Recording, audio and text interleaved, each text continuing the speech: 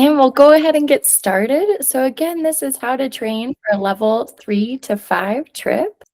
So first up, we're going to go through the agenda. As you can see, we'll do welcome and introductions, then we'll review the Adventures in Good Company activity levels.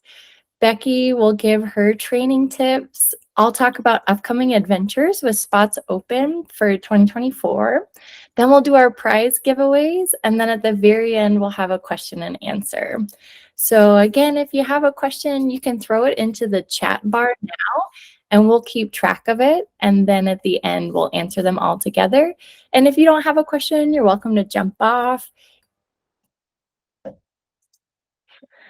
All right, so it looks like we have a great mix of people that have been on AGC trips and others that are brand new to AGC. So again, a big welcome to everyone. Some of the history of Adventures in Good Company. It was originally established as Woodswomen, a great nonprofit that focused on outdoor adventures for women and youth, and they primarily operated in and around northern Minnesota in the Boundary Waters and around Lake Superior. And then in 1999, Marion Marbury bought the mailing list and started Adventures in Good Company. And we have existed ever since as a wonderful company, a space for women of all ages to embark on adventures. And as you'll see, adventures of all different activity levels. So Kelly Kimple bought the company on January 1st, 2020. And as you can imagine, it was a roller coaster, but we are so glad to still be here and still be providing incredible adventures for you all. My name is Julie, and I joined AGC in 2019 as a program manager and guide. And now I'm the director of guest services and sales. So if you've called the office, chances are I've gotten to speak with you as I get to interact with a lot of travelers each day. And I also still guide, but fewer trips these days, usually 1 to 3.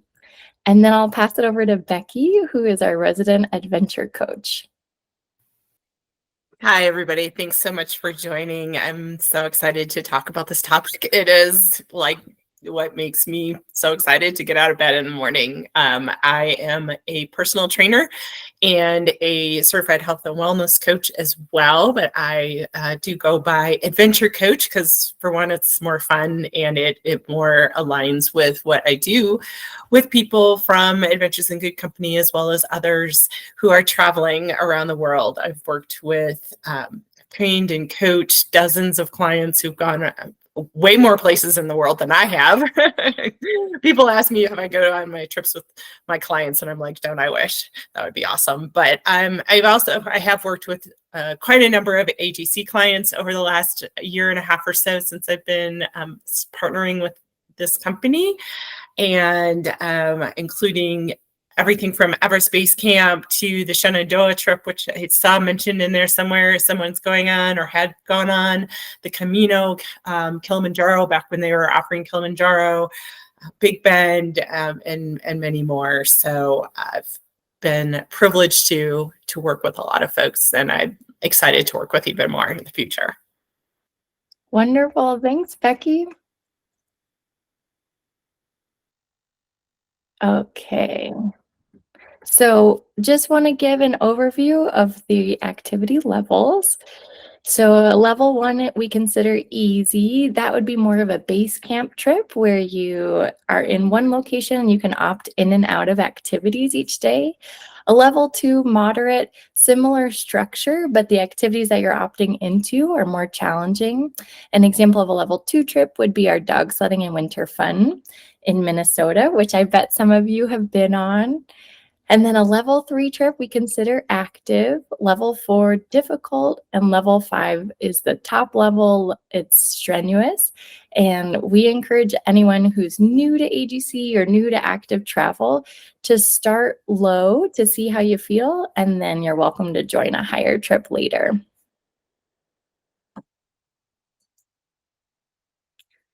Okay, so we're going to start with a level 3 today. A level 3 involves 4 to 6 hours of daily activity. You can expect to hike 6 to 10 miles on varied terrain.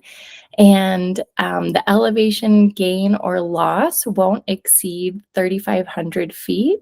And the maximum altitude that you would encounter is less than 10,000 feet. We know that's a big range, under 10,000 feet, but you can safely train for that mid to low altitude. And the picture here is hiking lodge to lodge in Shenandoah National Park. This is from the 2023 trip. And as you can imagine, training is really important for your trip for many reasons, but you might encounter a log bridge like this and the conditions might be slippery. And so you just want to feel really prepared for your adventure to make the most out of your vacation. And a couple notes here about the Appalachian Trail, because that's where this hiking trip takes place within the national park on the AT. A lot of people, myself included, are surprised at how challenging the AT is. And it's so nice to be able to train with someone who's familiar with it, like Becky. A lot of times we're training around our neighborhoods, we're going on dog walks, but we're not encountering conditions like this that we see in this picture above. And the AT can be steep, it can be slippery, it can be wonderful, it can be the most fun hike you've ever had if you're prepared for it.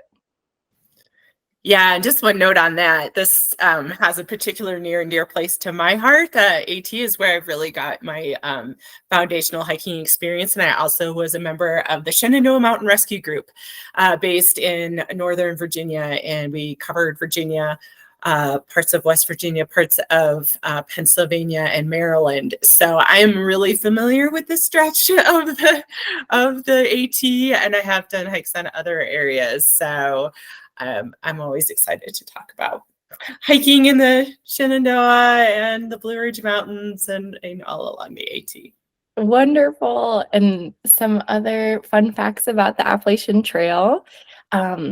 So it's world famous, not only because it's beautiful and it gives you such a great tour of America's backyard, but also it's the longest hiking only footpath in the world. There are other trails that are longer, but they're open to multi-use. So on the AT, you'll only see other hikers, which is really nice. You don't have to worry about mountain bikers zooming past you or stepping in horse poop because you'll only encounter other hikers. And then this picture is from the Camino last year. And if you're curious, the Camino is a level 3 trip, and we have 4 spots open on both the June and the September departures this year. Then I'll pass it over to Becky. Yeah, this is another one that is also, again, near and dear to my heart. My husband and I did the Portuguese route of the Camino 2 years ago. It's hard to believe it's almost 2 years since that happened, in May of 2022, and I've worked with several people who've done the AGC specific route, and it is a wonderful experience to just get up every day and see the varied terrain in northern Spain. It has a mix of surfaces, and it's, as you know, Julie talked about with the AT as well. One of the things that I help people with is encouraging them to do hikes on varied terrain and even doing some balance exercises and some strength training to support your resilience as you're doing those multiple days of walking back to back. Even people who are weekend warriors, if you will, are when you get to day 2, 3, 4, it can be a little more challenging, but with proper preparation, it is eminently doable. I worked with a woman last fall who, was just walking, 2 to 3 miles a day, just her typical daily walk. And we worked together to ramp her up to about 12 miles. And then with these kind of back-to-back days, I encourage simulating that as part of your training in advance. So she did a couple of back-to-back days of like 7 and 9 miles. And when she came back from the trip, I could hear her glowing through the phone. She was like, I was so ready. It was just amazing. Even when we hit a hard stretch one day when it was raining and I thought we were there, but we weren't quite there yet, I was able to keep going. So basically to, kind of go from 2 to 3 miles to like a 12-mile day, just requires time mostly, and ramping up that distance gradually. I usually recommend 10 to like a couple of miles more each week, 10 to 20% like volume, if you will, for the increase. And again, working on some strength and balance to kind of round that out. Especially on, trips where you're doing more hiking than like the straight walking like this. The the balance and the strength helps with that lateral movement that you'll encounter as you're stepping around roots and rocks, then making twists and turns on the trail and those kinds of things. That it can really help your resilience, reduce your risk of injury, and help your stamina too, actually. So yeah, cross training and flexibility is definitely helpful as well. And speaking of cross training, we also encourage people to train with the gear you anticipate having with you on the trip, making sure those shoes are broken in. Blisters are such a common deterrent for being able to hike every single day. And so we want to practice like we're playing with the same socks, the same shoes, the same terrain. As close as we can get to the actual trip will prepare you the best. Yeah. And just a note on this slide, it says 30 to 45 minutes, 3 to 4 times a week. I recommend that as a solid starting point. So if that is something that you're doing right now, you've got a great foundation to work with. And then just again, incrementally adding to that a longer, like 1 or 2 days a week, and extending that time, because as Julie mentioned, you'll be potentially going for 4 to 6 hours on your feet.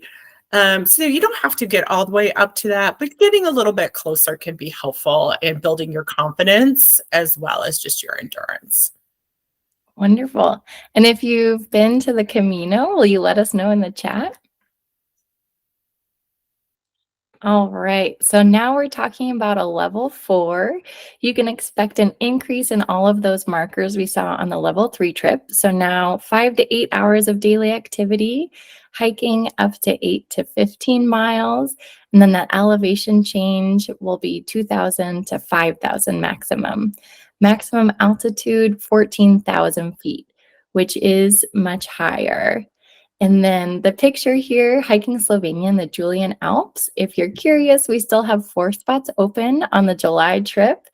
And I pulled a review from last year's trip. Someone had said, gorgeous views, smart guides, great food, nice people. And what a magical equation that is. And then I'll pass it over to Becky. Yeah, absolutely. So again, this is, kind of kicking it up a notch, if you will. And as we mentioned before, what we see on the slide here is kind of your starting point. 40 to 60 minutes, 4 to 5 times a week is a great foundation for your conditioning. And then adding in some more 1 or 2 longer days as you get closer to the trip. Again, with that gradual build of 10 to 20% increase in your volume each week, so that you don't ramp up too quickly and risk maybe an overuse injury or something like that. So allowing that time, I usually recommend 3 months or so for people to allow for doing that gradual build. And also, again, with the elevation change kind of being a little more dramatic in these kinds of trips, I will sometimes recommend, especially for people, I get asked a lot. I'm training a client in Florida right now for the Inca Trail. I have clients who live in the Midwest, southern Illinois. Not a lot of hills and stuff.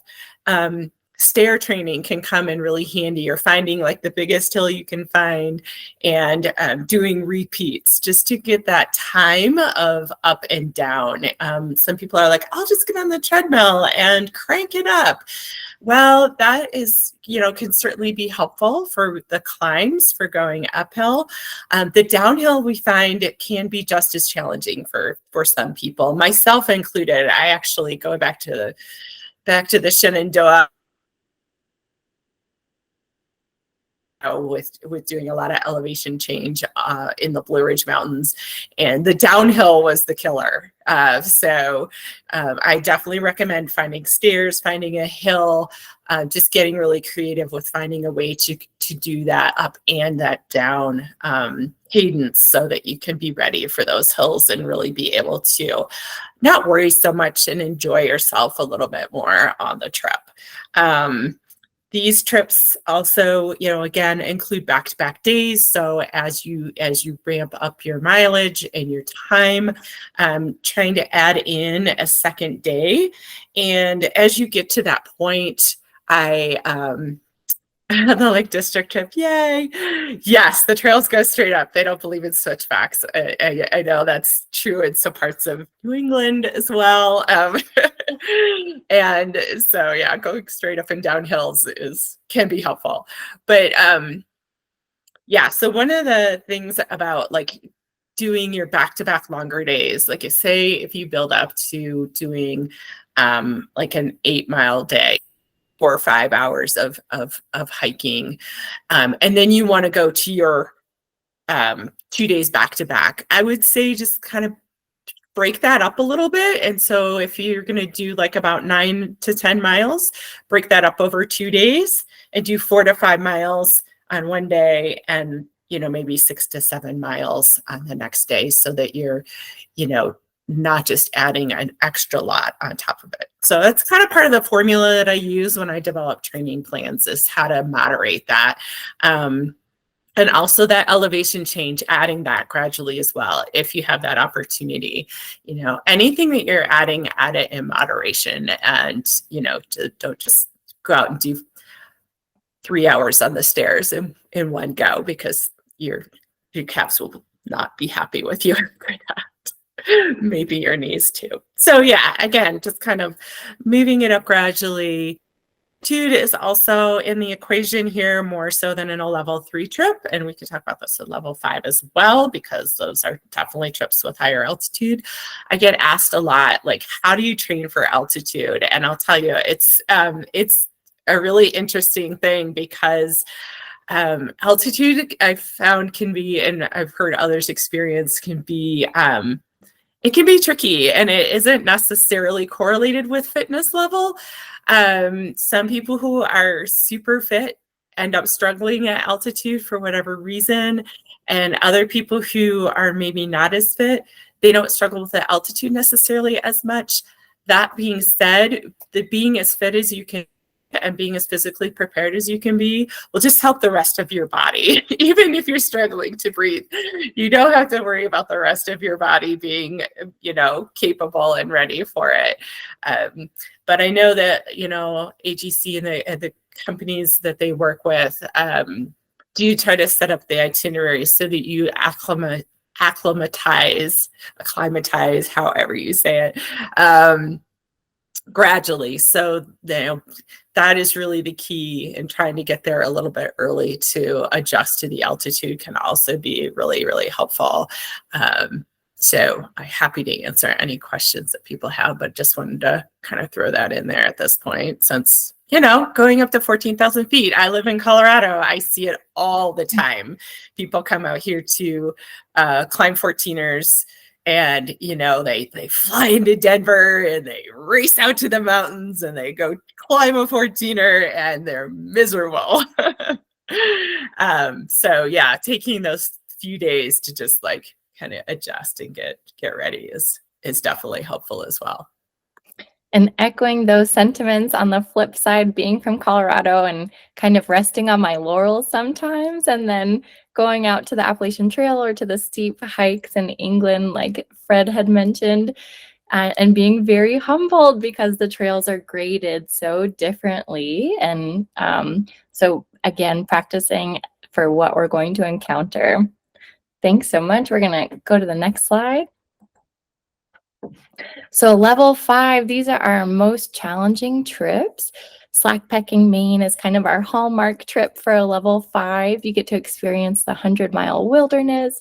You get to experience the northern terminus of the Appalachian Trail, summiting on Mount Katahdin, and just soaking up all of the trail lore that you encounter along the way.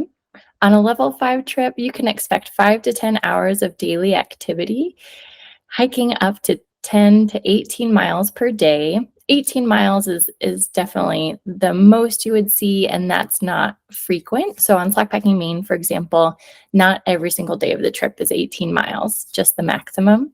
And then your elevation gain, you can see up to 6,500 feet.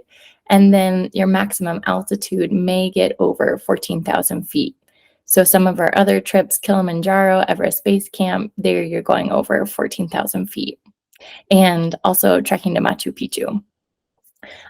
So if you're curious, Slackpacking Maine has 3 spots on the August 2nd trip and 4 spots on the August 10th trip. And just wanted to read a quick review. The AGC guides were friendly and professional. The trip set the stage for beautiful friendships to occur in one short week. The challenging hikes were safely guided and our successes were celebrated. So that's the crowning achievement of a level 5 trip. Is it's challenging, but it is so much fun, and you get to relax at night. Somebody else cooks your delicious dinner. You can kick back and trade trail stories.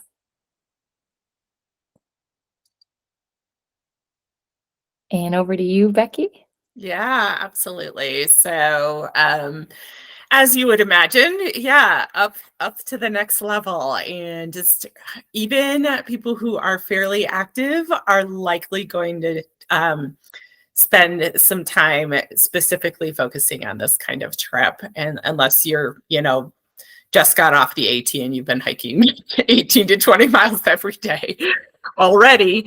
But that's just not the reality for some people. The person I worked with for the Everest Base Camp trip last fall had a full-time job and, lived in Southern California, and she did have access to some nice mountain hikes and things like that. But it's, it is a little bit tough to fit in those kinds of training sessions when you've got a full plate. Even people who are retired, I think some of my retired clients are busier than my clients who work, so that can be a challenge. So it's a matter of, sometimes shifting priorities and focus, and really doing what's going to give you the most bang for the time, bang for the buck, but the most efficient and effective training is really key here, so that you can go into that trip with confidence. So yeah, that there will be stairs in your life. That is for sure, unless you have a big hill nearby that you could use instead of stairs. But really, truly, just again, it is achievable. I think, sometimes it can be a little, it is a challenge. And most people I find are up for the challenge when they focus on it and they really have that burning desire to do it. We'll figure out how to make it happen and get you going. And I also wanted to point out that the picture here, so we used to call the trip Hiking Colorado. It's now called Peak Pursuits in Rocky Mountain National Park, to give you a better sense of what you're going to experience on the trip. And we do have a couple spots open on the summer's departure. But when we think of a level 5, it's important to not only think about your physical training, but also a level 5 attitude and sense of adventure, because this was a summer trip last year, 2023, and they had to cross a snowfield. So being ready for the unexpected and kind of embracing the changing terrain as it comes. Here's a really fun review from Hiking Colorado last year. For 6 straight days, I went on a date with the mountain. What a gift, each day closer to heaven. Yeah, absolutely. And, the other thing I noted on that, and I forgot to mention before, is, and Julie mentioned this as well, like practicing with your gear. So on level 4 and 5 trips, I think many people, if not everybody, uses poles. Trekking poles, it's one of my favorite tools to save your knees, to just give you additional support and balance. and all those kinds of things. So practicing with those in advance can be really helpful for your comfort level. Also, I know in some of the level 5 trips, you need to carry more of your gear. So if you were used to just wearing kind of a basic day pack with some water and snacks and maybe a layer for weather, gradually adding your weight to your pack is also a part of that whole gradual building equation. And so that you are truly like feeling comfortable with what you're wearing, with what you're using, taking things on and off. Layering systems become really key in those kinds of environments. So you might start at, a certain level and have a certain kind of weather and have to put things on and take things off along the way. So getting that practice in is super helpful for, again, your ultimate enjoyment of the trip. But here we want to just, want to talk about, kind of how do you figure all this out? Like, you're like, okay, I'm sitting here. This trip sounds great. How long do I need to train? What's it really going to take? I usually start with kind of a base level of like your current fitness, looking at your current fitness level compared with your trip. And looking at that delta, going from point A to point B, like literally on your pre-trip journey. I like to call it a pre-trip journey. It kind of adds to the excitement and anticipation, which is fun.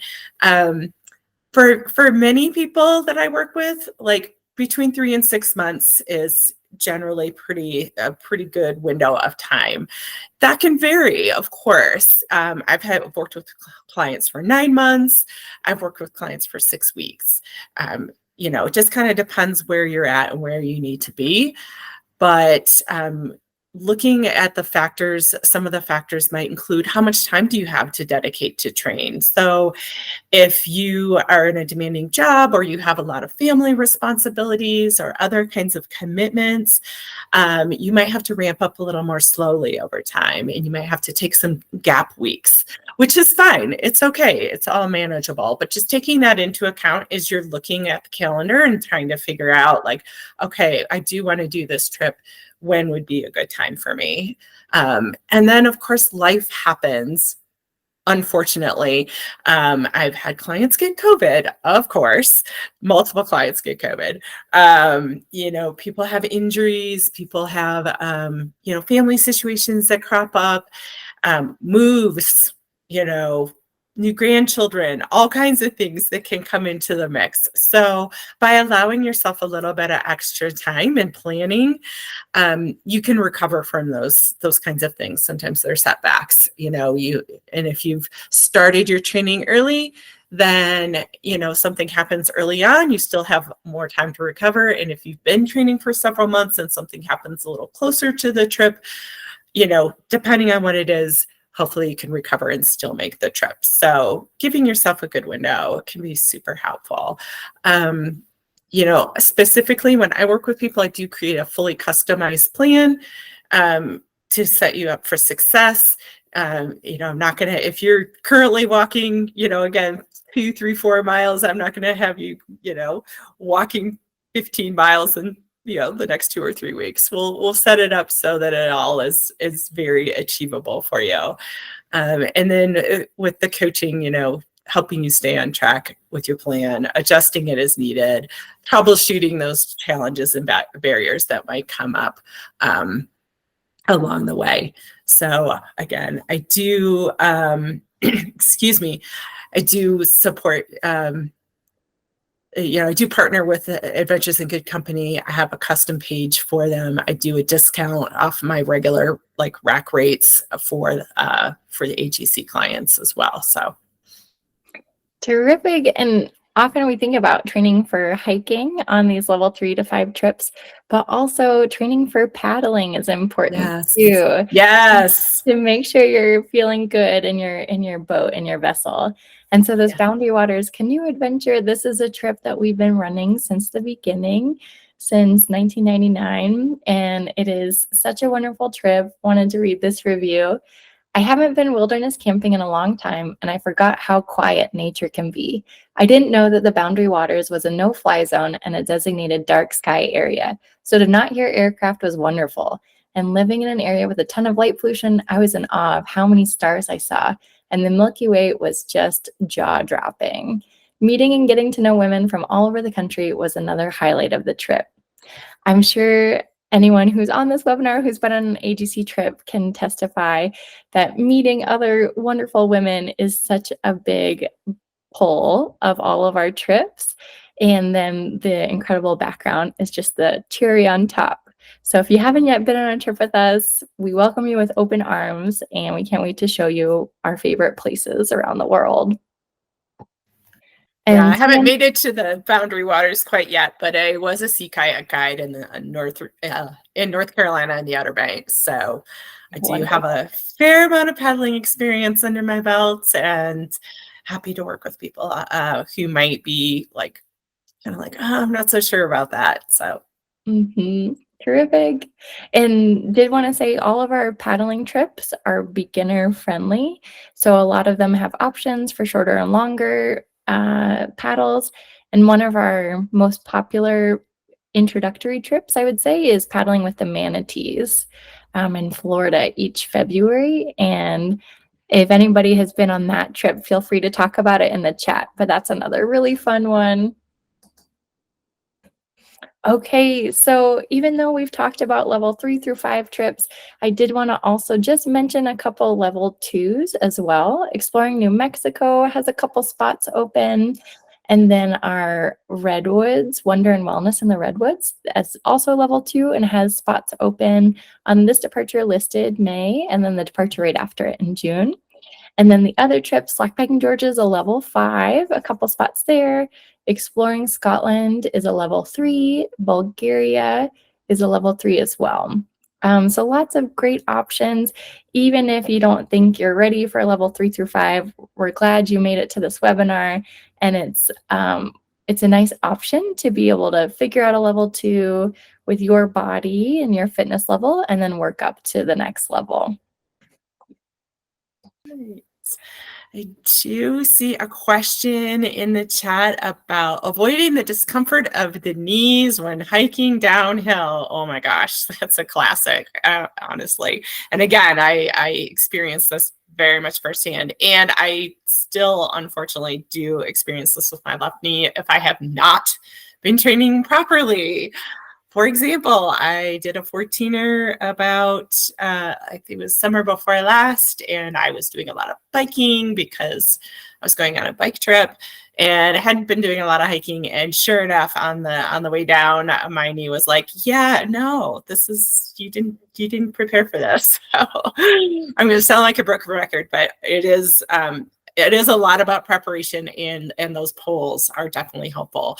So strength training, there's definitely some specific strength training things you can do to build up the support structure of your knee muscles and tendons, tissues, things like that, to help with that, minimizing and avoiding that downhill pain. So it's definitely recommended to not just go out and walk and hike. Of course, that is super helpful, but the strength training actually is a little bit of the magic that comes involved in avoiding or minimizing the downhill knee pain. So I work with my clients on that a lot. So I do include with my training packages the strength training routines that would be supportive for that. And I wanted to point out that with your follow-up email with the recording of this webinar, we will also send you our brand new AGC Fitness Guide, which has a lot of helpful suggestions from Becky. And Julie contributed to it too. I am not the sole source of expertise here. It was a joint collaboration. And Susan, you had asked, do you need polls for a level 2 trip? Great question. I would say we differentiate more not by level, but by the trip itself. So, for example, there are level 2 trips where we recommend hiking poles, but they're not required. There are also level 3 trips where we mandate hiking poles, like on the Camino. They're mandatory, and what ends up happening is most people bring their poles, love using them, and they're great. Other people might say, "Oh, I don't want to pack it in my suitcase. I was going to do just carry on." Luckily, in Spain, there you can purchase inexpensive trekking poles while you're there in Madrid before we start the Camino. And I find even the people that were reluctant to bring a trekking pole, to try a trekking pole, are really grateful they had it on those long downhill days. They maybe didn't hike with it every single day, but they were glad they had it. Oh, I'm so glad, Pam, you downloaded the fitness guide and it was great. We're glad to hear that. It is such a helpful resource. And if you're signed up for an AGC trip, it is automatically loaded into your AGC portal. So it's always there for you to reference. Any other questions before we wrap up? Well, you've been such a fun crowd. We just want to thank you again for coming. And this is the last slide. So if you have any questions that pop up later, feel free to reach out to us or reach out to Becky. And again, take advantage of that 30-minute consultation call to get ready for your next adventure. Becky, any final words?